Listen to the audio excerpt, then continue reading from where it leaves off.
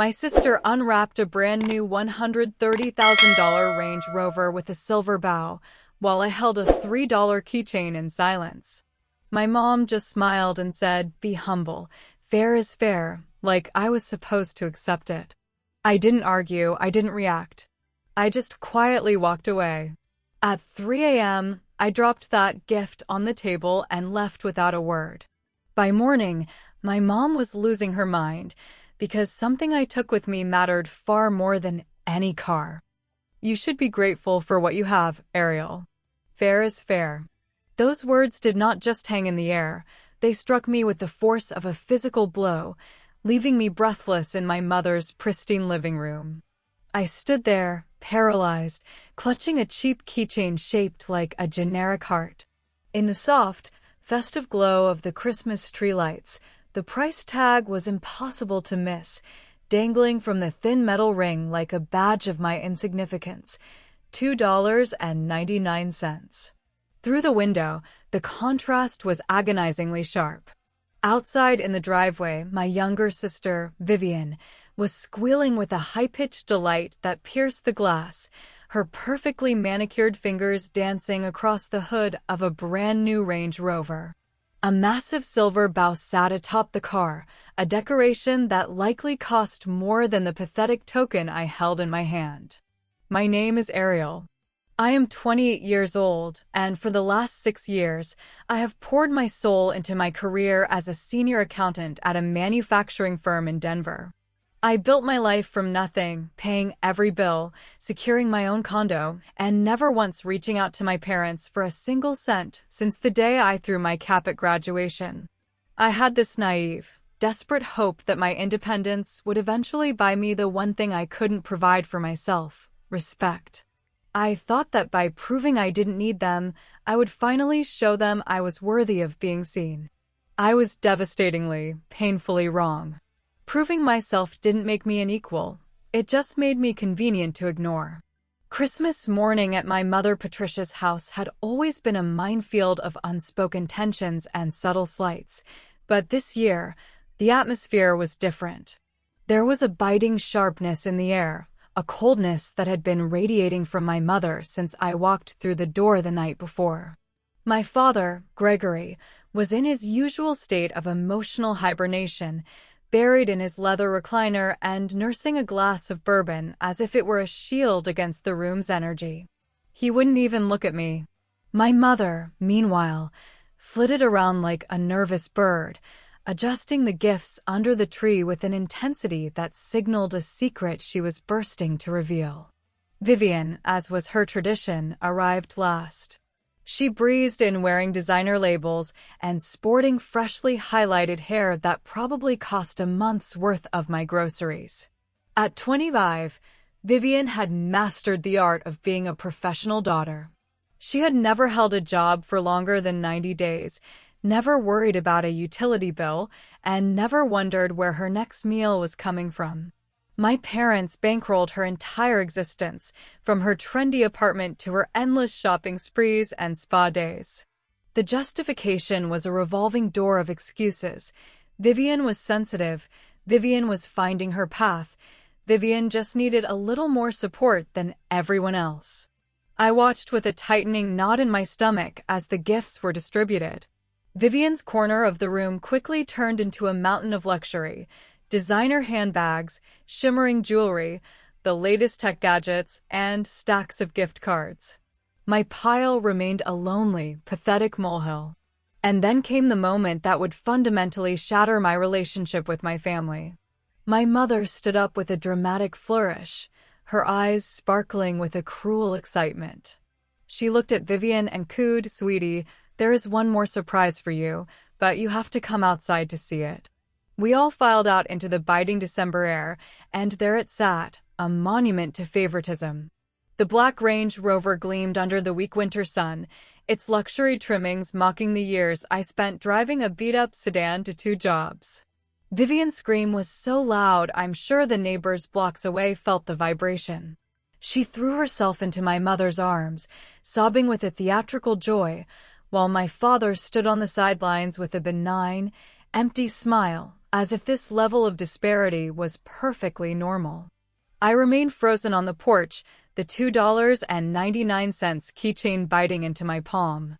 The cruelty of it was so blatant it was almost surreal. I felt something inside me finally snap. A fissure that had been cracking for nearly 3 decades finally gave way, leaving a yawning canyon between me and the people who were supposed to love me. When we retreated back inside, I fought the urge to scream. I tried to tell myself that material things were beneath me, that my self-worth wasn't tied to a price tag. But then my mother turned to me with that patronizing, thin-lipped smile. "You should be grateful for what you have, Ariel," she said. "Fair is fair. Your sister has had a difficult year, and she deserves something special to lift her spirits. Fair is fair." The phrase played on a loop in my mind, a sick joke. How is any of this fair? Vivian's difficult year consisted of a breakup with a boyfriend who wouldn't pay her credit card bills and a fleeting thought about getting a part-time job that she eventually deemed beneath her. My year had been a gauntlet of terror and exhaustion, a cancer scare that required 2 agonizing biopsies, 70-hour work weeks during tax season, and the soul-crushing loss of my cat, who had been my only constant companion for 12 years. But in Patricia's world, my struggles were invisible because I handled them. My strength was used as a reason to give me nothing, while Vivian's weakness was rewarded with a fortune. I looked down at the keychain, a piece of plastic junk that cost less than a latte, and I made a choice. I was done. Done with the forced smiles, the quiet humiliation, and the tradition of being the family's afterthought. That familiar burn of resentment in my gut cooled into a hard, unbreakable resolve. The thing about being the unfavored child is that you become a historian of injustice.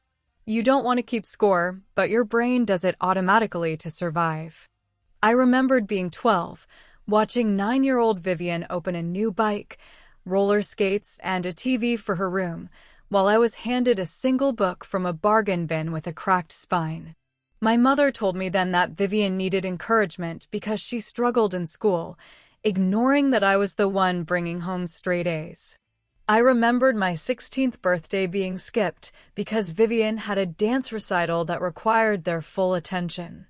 I got a $20 bill handed to me 3 weeks later as an afterthought. I remembered working 2 jobs to pay for college because they couldn't afford to help, while Vivian's entire degree was paid for without a second thought. That night, lying in the guest room as the muffled sounds of Vivian's celebration drifted up the stairs, I realized the narrative would never change. I was the supporting character in the Vivian show. I scrolled through my mother's social media, seeing the photos of a beaming Vivian in front of her car, while I was barely visible in the background of one shot, partially blocked by my father's shoulder. The comments were a sea of praise for my mother's generosity. No one asked what I got. No one noticed the gap. I looked at the keychain on the dresser, still in its cheap plastic packaging. It wasn't a gift, it was an insult. My phone buzzed with a text from my best friend, Josephine. "How bad is it this year?" she asked. I told her, and her response was a lifeline. "Get out of there. You don't owe them your suffering." She was right. For years, I had returned to this house like a dog hoping for a scrap of affection, believing that if I just did enough, I would be loved. But love shouldn't have to be earned, and it certainly shouldn't be this expensive to my soul. Around midnight, the house fell silent. I waited until I heard the final creaks of the floorboards as my parents went to bed. I walked downstairs, the Christmas tree still glowing in the dark. I took the $2.99 keychain and placed it deliberately on the floor in the center of the room, right under the tree where it would be the first thing they saw. It was a memorial to their neglect. Then I walked out. The cold air felt like a baptism. I got into my car and drove toward the city, leaving the ghosts of my childhood behind. I didn't cry. Instead, I felt a weight lift off my chest that I had been carrying for 28 years. I checked into a luxury boutique hotel, a suite I had booked days earlier as a safety net. Standing in that beautiful room, sipping champagne I bought for myself, I realized that the only person who was ever going to prioritize me was me. I took a photo of the city lights and the champagne, posting it without a word. Let them wonder. Let them react. For the first time in my life, I wasn't waiting for their permission to be happy. Believe me, the look on my mother's face when she tracked me down was not one of concern. It was the expression of a woman who had lost control of her favorite punching bag. She didn't come to that hotel to apologize or to understand the ache in my chest. She came to reclaim her narrative. For years, I had been the reliable, sturdy backdrop to Vivian's sparkling life, and by leaving, I had dared to step out of the frame. My disappearance hadn't just ruined a holiday. It had exposed the ugly machinery of her favoritism, and she couldn't stand the sight of it. After our initial exchange of fire on Christmas morning, the family's tactics shifted with a calculated precision. When fury and demands failed to drag me back to the living room to worship at the altar of the Range Rover, they pivoted to the oldest trick in the book: manipulation. My father's message arrived around 2 in the afternoon on the day after Christmas. It was carefully crafted, designed to prick at my sense of duty. "Your mother is very upset, sweetheart," he wrote. "I know things got tense, but can't we talk about this like adults? Family is important, and we should be together during the holidays. Family is important." The words felt like lead. That phrase had been weaponized against me so many times that it had lost all its warmth. Family was important when it meant I should sit quietly and smile while my sister opened thousands of dollars in designer gear. Family was important when I was expected to be the audience for Vivian's latest triumph. But somehow, family was considerably less important when it came to treating me with a shred of dignity or acknowledging that I, too, was a human being with needs. I didn't respond. I simply opened my laptop and booked another night in my sanctuary. Then came the flying monkeys. My Aunt Louise, my mother's younger sister, called 3 times before leaving a voicemail that left me reeling. "Ariel, honey," she said in that sugar-coated tone she used when she was doing my mother's dirty work. "I just got off the phone with your mother, and she is absolutely devastated. She doesn't understand what she did wrong. I know she can be difficult, but she loves you so much. Won't you please call her? Christmas is about forgiveness, not grudges." What she did wrong? The answer was blindingly obvious to anyone with eyes, yet my mother had spent decades perfecting the role of the wounded innocent. It was gaslighting dressed up in a Christmas sweater, and I was finally done playing my part in the play. I sent a brief, cold reply to Louise, telling her this was between me and my parents, and that I wouldn't be discussing it with the gallery. Then I blocked her. I had no interest in defending my soul to people who had already decided I was the villain. By that evening, the messages from my immediate family had turned desperate. My mother was no longer demanding. She was begging. "Ariel, please. I don't understand why you're doing this to us. Whatever I did, I'm sorry. Just come home. We're worried sick." The apology was hollow, a generic band-aid for a gaping wound. She was sorry for whatever she had done, which meant she hadn't reflected on the $2.99 keychain versus the $130,000 car for a single second. She just wanted the tension to go away so her life could return to its comfortable, lopsided normal. I thought about laying it all out for her one more time: the years of being ignored, the financial disparity, the way they rewarded Vivian's laziness, and punished my success. But I had tried that. Every time I spoke up, she had an excuse. Vivian was sensitive. Vivian was younger. Vivian needed more encouragement. The defenses were a fortress I couldn't breach. So I chose silence. That night, I went down to the hotel restaurant and ordered a steak dinner that cost more than 30 of those keychains. When the server, Margaret, asked if I was celebrating, I looked her in the eye and said, "Independence. I am celebrating my independence."